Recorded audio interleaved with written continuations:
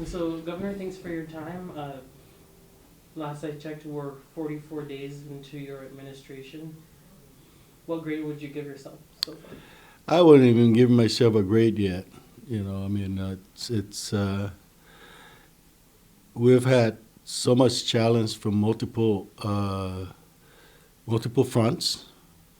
Obviously, the fiscal stability of our government and the public service and the Commonwealth in general. We're trying to address that. We're doing our best to address that.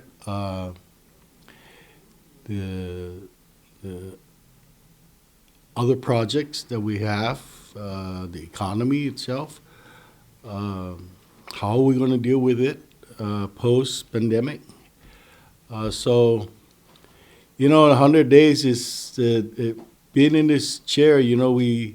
I used to always yell. Okay, so what is the governor's accomplishment in 100 days? But I don't know if 100 days is even reasonable.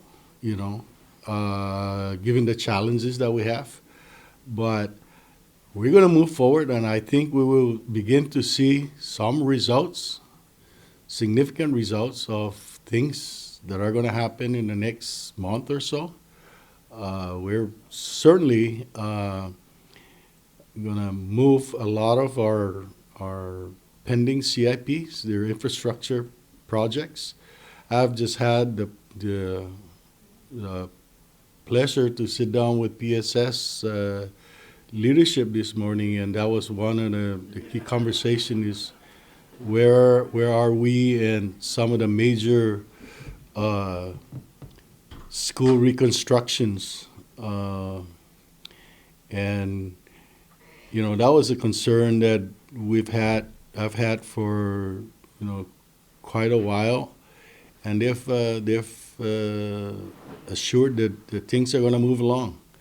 And Governor, I did want to get to your first trip to DC after your election, but first, if it's okay to talk about the fiscal response team and the revised budget, where are we at today with the actual tangible actions?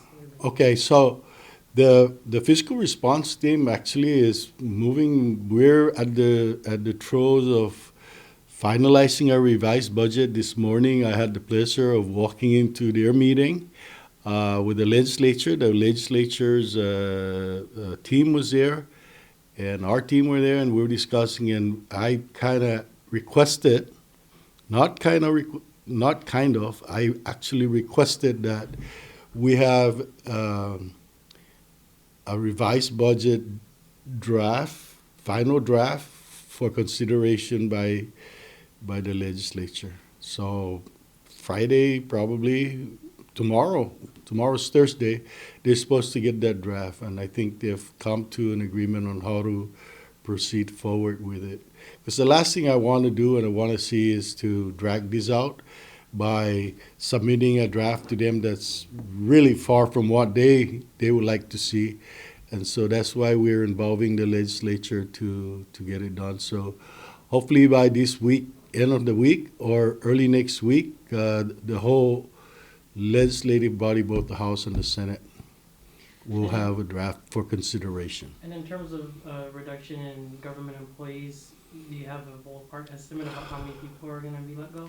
Well, that's the hard part of it. Guarantee is going to be all those ARPA funded out of the governor's office in the executive branch and in the first and second senatorial district. And I know that both mayors have already taken steps to basically separate those employees out of the municipal government. Under law, we're obligated to give them 60-day notice. So those notices have been out. So come March, those employees will no longer be there. So at least 500. I'm thinking probably more. But we're looking to migrate some of these positions back to either part local and part federally funded programs of other federal grants. because some of these positions were actually funded by local funds and or funded by federal programs.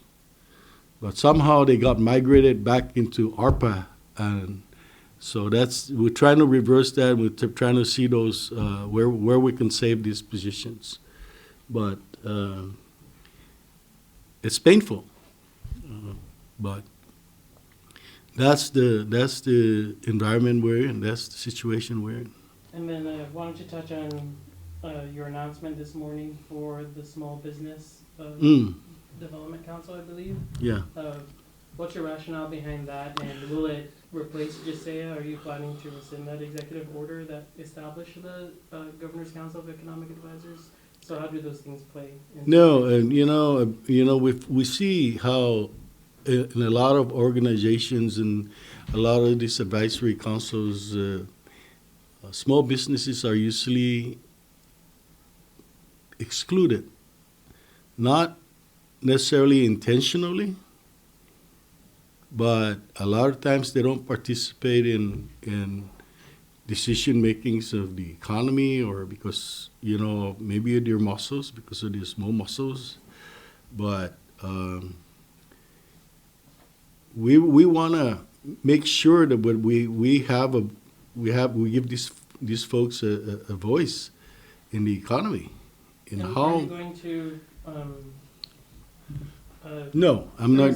Rescind the executive order for? No, we're going to You're going to still figure out a way to restructure that. Probably not have as many people in that, right? I mean, look, I'll be very honest with you. My feeling going away is I attended about 3 or 4 of those major meetings. And it took hours and hours and hours of meetings. And a lot of those businessmen and businesswomen contributed to their time away from their businesses for a long time. And, other than some, good community works and beautification works, a lot of the policies didn't go through. We made a big spiel about universal trash collection. Where did that go? Right? And so, you gotta, I think we need to start small and begin to accomplish things and make a difference, really. And so, and that's not to say that the big players are not going to have a role in how government policies or programs are set, but we also need to give the smaller businesses a voice in public policies and programs. And that's the only thing. Your national trip, I did want to ask about your cabinet and your appointments, in particular CUC, Gary Camacho. Can you just confirm what letter, if there's a letter, if you sent it to whom, what did it say, and what are your plans to fill Camacho's? Well, first of all, it really, the decision of the executive director falls on the board of CUC. Okay, so that decision is their decision. No. Now, I know that for a fact that 6 years ago,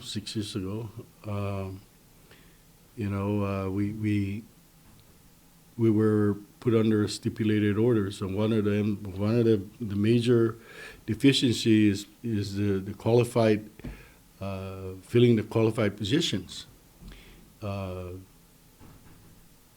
Department of Justice allowed at the time, because we didn't have an individual immediately for that position, for the executive director's position. So that's been 5 years, over 5 years. Okay, so I was given a heads up of a letter going to the chair of CUC, basically of EPA objecting to continuation of renewal of Mr. Camacho's employment as executive director. And they had a fairly lengthy reason for that. I also looked at it, and I think it's time to move on and get a qualified executive director that meets the standards that's set in the stipulated order. Now, again, I'm not the one that's going to appoint the executive director, but I believe that the board, that's the board's decision. But with my letter to Chairwoman Janice Tenorio objecting to renewing Mr. Camacho's contract, obviously he decided to just go ahead and resign rather than have the board not renew his contract. There's still a lot of holdouts on some boards. Sure, yeah, What's and I wish going on I wish they would really consider resigning. You know, I mean, what do I have to say about that? Nothing really. I don't want to say it on television, on the news, but you know, hey, we will get there. We will get to the policies and the programs that the Palacios Apatang administration wants to roll out, despite the holdouts. And then now, just to shift to your trip to DC, I did want to focus in on some of your conversations with the military. Can you just brief us on the one meeting you had with one of the directors for the community programs? The OCC, previously called the Office of Economic Adjustment. That was a very fruitful meeting, I thought. I was very, very happy. I felt very well received with my meeting with Mr. Brian and Mr. Kurbara, who was joined us on Zoom. But we had a very productive meeting, I believe, and one of the, of course, one of the issues that we brought up, and they know that we were fiscally challenged at this time, and so we put that on the table. We didn't hold back. We said, this is where we're at, and so we're looking for programs that will help give us a softer landing of these challenges. It's unfortunate, and I was very, very blunt about it. It's unfortunate that perhaps the Northern Marianas is the first community in the whole United States to hit that fiscal cliff that everybody was anticipating. And so they were very receptive, they were very sympathetic, and I think they're going to try to look out for programs that will assist us. And I know the Lieutenant Governor is the first veteran to serve in that capacity in office, and actually during the NMC forum, you spoke about your desire to involve the military more when it comes to our economic recovery. Sure. Those are, people are watching increased training in the area. There's obviously a bigger presence. We're in the middle of Cold North right now. Mm-hmm. What is your stance on the military and those who might have some concern about environmental impact or just effects for increased presence? Well, the present climate of where we're at, really, I mean, I welcome the military's presence in the Commonwealth.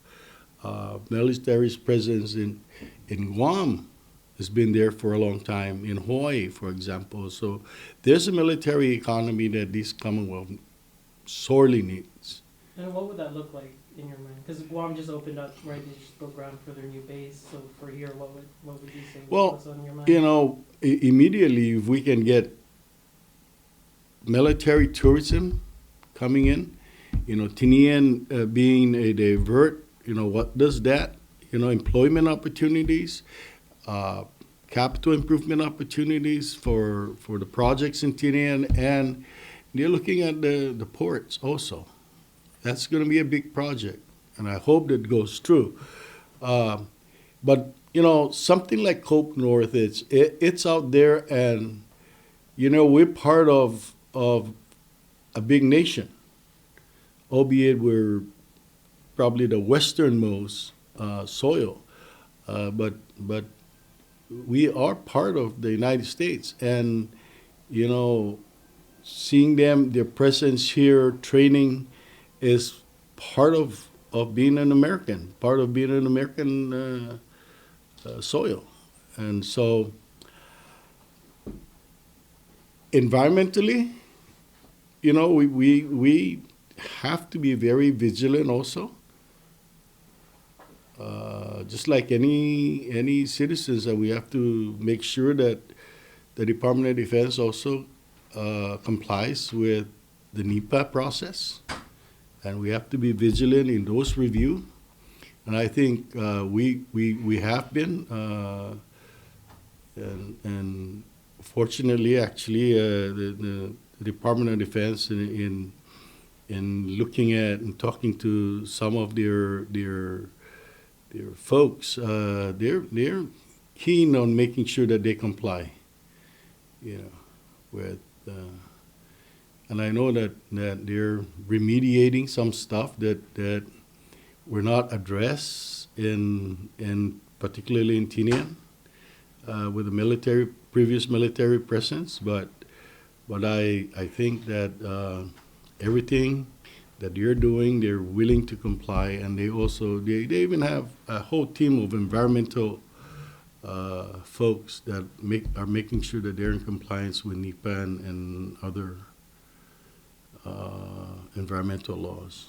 I wanted to talk about China now. Obviously, the Guam governor making some news after it was revealed that the spy balloon was on track to go for Guam, which obviously would also include our region here. And also just this morning at the Economic Forum, concerns over how the geopolitics are going to impact tourism, given that no tourists are coming right now. So did you have conversations about China's reach here? I know during the last Senate committee hearing, former Secretary Atalig was grilled by Senator Hirono on China's economic power here in the Commonwealth and influence. So what are the conversations you're having? Well, a conversation I'm having, with federal officials, mm-hmm. and even congressional. Yeah, we've got to face realities. There's a geopolitical change in the region. I would say that 8 out of 10 questions, or 8 out of 10 issues that were brought up in the congressional hearing by members of the Senate, of that committee, was regarding geopolitical and China. Their concerns, because we're also at the forefront, albeit we don't have the military bases, but we're right there, we're 90 miles away from Guam, and we're U.S. soil.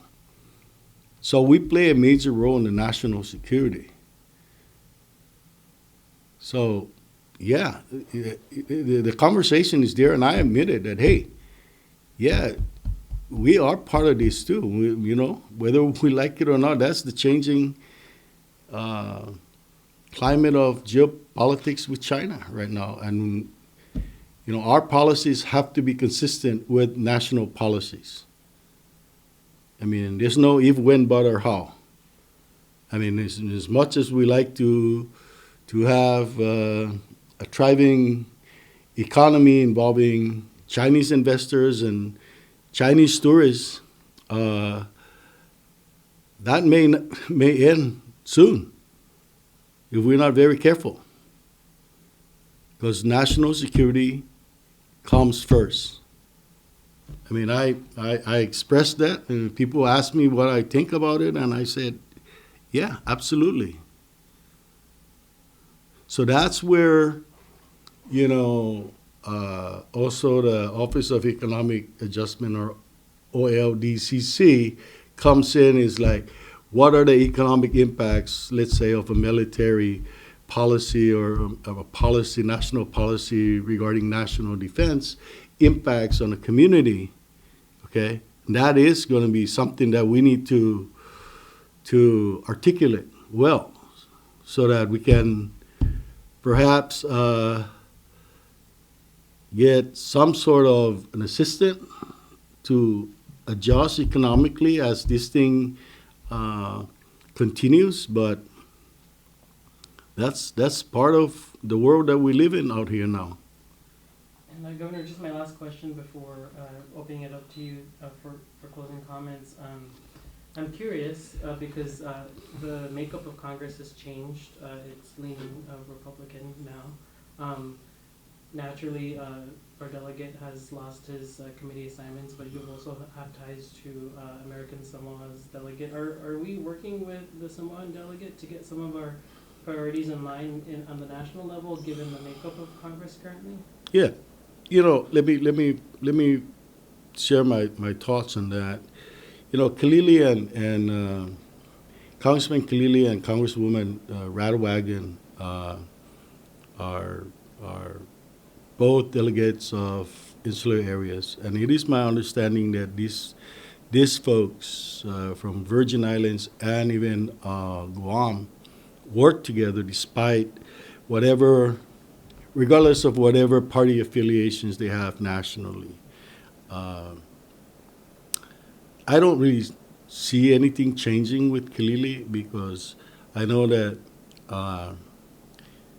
Congresswoman Rattlewagon will support us, will support any initiative that Kalili puts forward if it's in the best interest of the Commonwealth and the Pacific Insular Areas community as a whole. But it doesn't hurt that we nurture, relationships. I'm very happy to have known Amata Rattlewagon and Kalili, grew up with Kalili, and we will be looking forward to sitting down with Congressman James Moylan from Guam to see where we can all work together, and even Plaskett, I think that's her name, from Virgin Islands. This is my second time I met her, and they're working together despite their party affiliations, and so I have no doubt that the insular areas will help each other. All right, Gov, that's all my questions. Did you want to offer any comment to those watching? Yeah, 44 days, yes.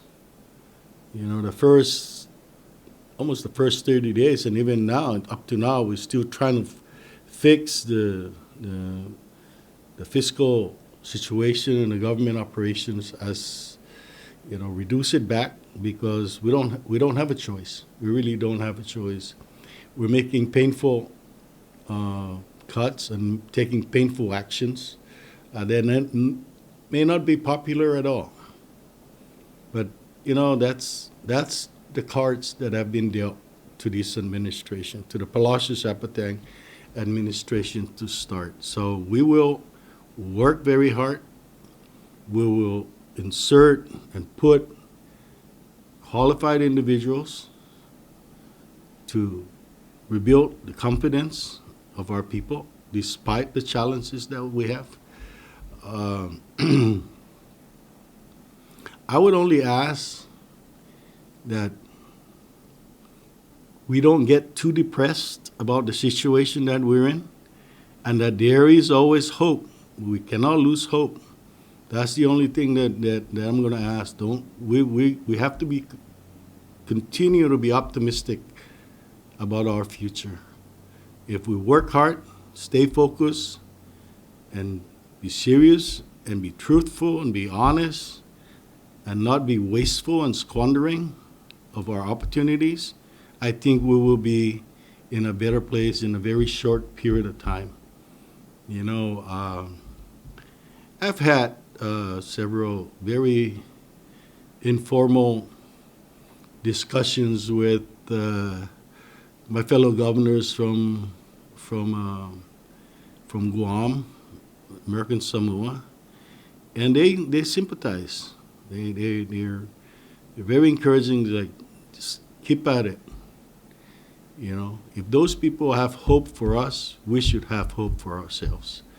So, you know, I want to thank you for giving me this opportunity, and it's usually not very easy to get in front of a TV camera and be on the air and talk about things that are not, you know, rosy, but that's where we're at today. And you know, I have people that are volunteering their time to help us in this administration despite the challenges, but there are opportunities that we cannot, and we need to pivot to taking advantage of those opportunities. And there are actually resources that are coming out from the federal government, from Kilili's efforts, that we need to take advantage of. There are problems in the past of how we take care of fundings, whether it's ARPA or whether it's infrastructure development funds, that we need to take advantage of, that we're failing. Well, we got to fix those.